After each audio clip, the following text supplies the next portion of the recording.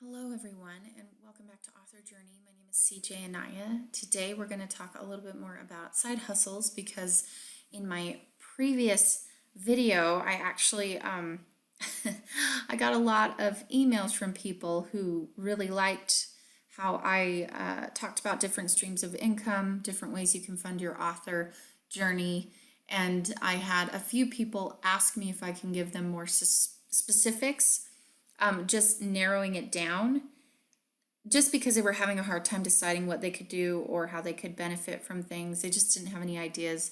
So I wanted to focus on how you can do that, how to find your own side hustle, and how it can be something that you can feel passionate about.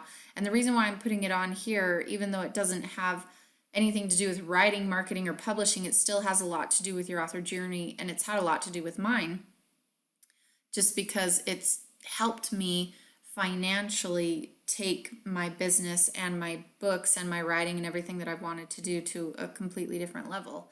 And I've been able to do it without having to work a 9 to 5 job out of the house. So that's been really great. So it's part of my author journey, and I'd like to help you with that on here if I can.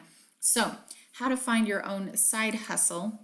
The first thing I want you to do is just consider a lot of business categories. And I showed this a little bit to you when I had you looking at different sites such as Upwork, Udemy. They list categories and different skill sets that they're looking for, that clients and customers are looking for on their platforms. So if you haven't gone to Upwork.com or Udemy or Clarity, Fiverr.com, you really need to go and check out all of these different business categories and services and see if any of these things are something you're interested in. But I have this table right here. You can pause this video, you can go back if you just want to soak it all in right now and then return to this. This is going to be up here forever until YouTube no longer exists. So review each of these categories and write down any that interest you and have potential needs you could meet for customers. If you don't see anything you like, then try to brainstorm another category. When I was looking at this, I was thinking tutoring is a really good one for me, even personal fitness, just because I worked really hard to get back into shape after I'd had my 4 babies. So that was a challenge for me, and I learned a lot along the way. Also, maybe the food industry, healthy eating, there's a high demand for that. I know that just because of all these gluten intolerances my family and I have been dealing with, and we've had to change everything in the way we eat. A lot of learning can happen just because different obstacles and challenges occur in your life. So consider what you know and what you're interested in. I like the tutoring one because I do a lot of tutoring online. I help a lot of different authors. I talk them through their manuscripts and the process of publishing and marketing. And so I enjoy being a personal writing coach. That's something that I've been able to do.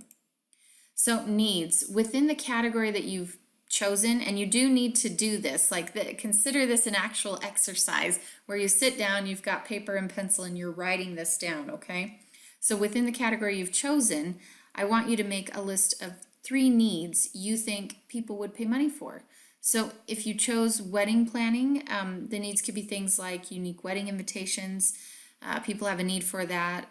They have a need for the perfect playlist of wedding songs, wedding videos, and then you just figure out what business opportunity is present for each need. So how can you meet each need in a way that makes you stand out? Maybe you could come up with some cool calligraphy for wedding invitations and create them for these folks. Maybe you can create the perfect playlist of wedding songs based on their specifications and what they love. And wedding videos, lots of people do wedding videos for weddings. So I want you to note also how things are changing. If you feel like there's not really anything new you can add to some of those, then consider the constant changes that are happening within demographics, within the regulatory or government changes, within technological changes, within cultural changes. These changes can open up business opportunities and niches that may not have been explored before. So it's going to allow you to identify unmet needs and solve those problems. And it's important to pay attention to those changes so you can be the first to meet those needs. So take a look at the 4 categories listed above and try to identify a recent change. And maybe you've seen cultural changes take place where values are shifting and affecting beliefs or behaviors. How do those changes create an unmet need? Write those ideas down so you don't forget them. When I considered this, I noticed and also just based on working with Alex and how he has studied the market, he's noticed that as far as a shift in values goes, or at least a shift in interest, people are more interested in clean and wholesome romances now and have been consistently for a couple of years than they are for erotica, which is a good thing to know if you're a publisher, or a good thing to know if you're a writer and you want to sell more books. Maybe it's in your interest to focus more heavily on clean and wholesome romances and the kind of clean and wholesome romances that people are really relating to and taking to, so that you've got more need within that genre and you have more of a demand and you can meet that need and that demand. Which I think at this point is never going to stop. Romance is so huge. So that was just one way that I could see it and could apply it to what I'm doing, but it doesn't have to have anything to do with being an author. It doesn't have to have anything to do with being a writer or a publisher. None of that. Just consider other things and take a look at one of those unmet needs and think of a business opportunity that would meet that need. Taking advantage of this change. Make sure you write that down. Again, you can pause this if you need some time to think or brainstorm or write, and just refer back to this whenever you need to. Now I want to talk about finding your passion, which is part of this process. What are you passionate about? If you could do anything, what would it be? If you just had a free day, what would you do? Now consider how you can make the greatest contribution based on your own knowledge, your training, your talents, and experience. And we're going to put these passions and this experience together to help you find a niche, okay? So what are 3 skills that you have that could earn you some money? You need to write that down. What are 3 industries or fields where you have working experience, knowledge, or interest? Make sure you write that down. What needs or problems exist within these fields that haven't yet been solved? So it's really interesting how just sitting there staring at a blank page, it can be very difficult to just think of up an idea at all. But when people ask you very pointed, specific questions, it then gets a little easier to narrow things down. I really like it when I can find things like this where I'm not just sitting there with absolutely no idea of what direction I should be going in or what questions I should be asking myself. When you ask yourself the right questions, inevitably you're going to find the right answers, which is why I love books about plot and structure and world building. I like it when those books ask me specific questions that I should be asking myself, because it helps me understand just exactly what needs need to be met within world building and within plot and structure. So it's the same concept. You need to identify and recognize what you need to know, what questions you need to ask yourself, so you can start identifying unmet needs amongst consumers in various fields. So make sure you write all of these things down. Pause if you need some time to think it over. Competitive advantage. So a competitive advantage within a business means that particular business has something that no other business within their field has. And it could be that the owner has a specific background or training, which means his ideas are new, inventive, and unique. He thinks outside the box in a way his competitors haven't yet. So that could be a really great competitive advantage.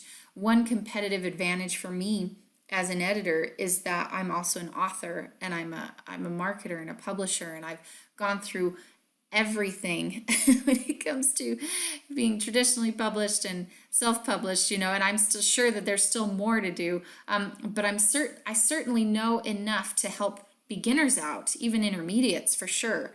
And so when it comes to editing, I have quite a different take on it, and I know what readers are looking for, as opposed to editors who have never written a book but do know the rules of editing, which is great.